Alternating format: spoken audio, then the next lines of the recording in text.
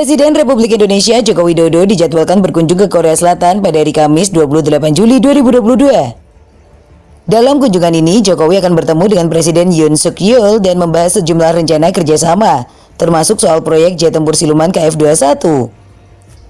Kedatangan Jokowi tampaknya diharapkan Korsel tercapai deal alias kesepakatan terkait masalah jatah patungan RI yang belum terbayar sesuai kesepakatan awal.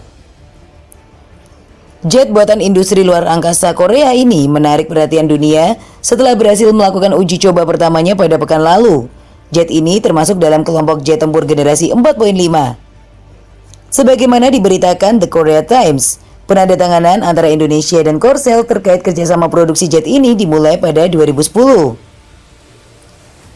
Dalam produksi KF-21, total biaya yang diperlukan sebanyak 8,8 triliun won atau 100 triliun rupiah.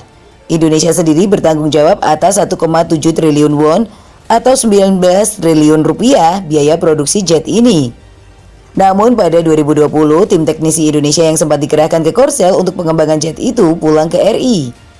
Kepulangan ini terjadi kala Indonesia berhenti membayar cicilan atas biaya produksi jet itu.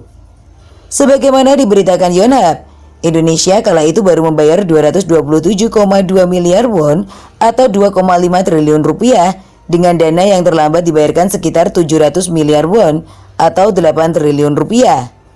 Indonesia menyampaikan keterlambatan pembayaran itu terjadi karena alasan finansial. Melihat situasi tersebut, beredar kabar bahwa Indonesia berencana mundur dari kesepakatan pengembangan KF-21.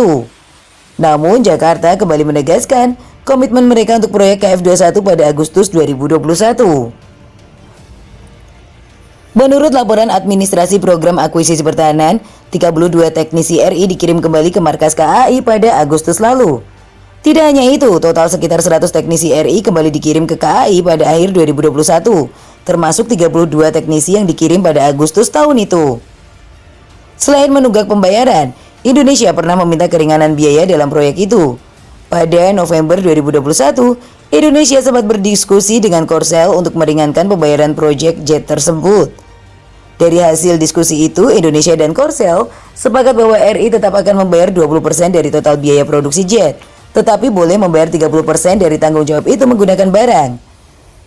Lewat kebijakan ini, Indonesia hanya harus membayar 1,6 triliun won atau 1,35 miliar US dollar atau 19,2 triliun rupiah dari total biaya proyek KF-21. Melihat tunggakan dana RI dan lika-liku pembayaran atas tanggung jawab itu, kunjungan Presiden Joko Widodo diharapkan mampu membawa penyelesaian atas isu tersebut.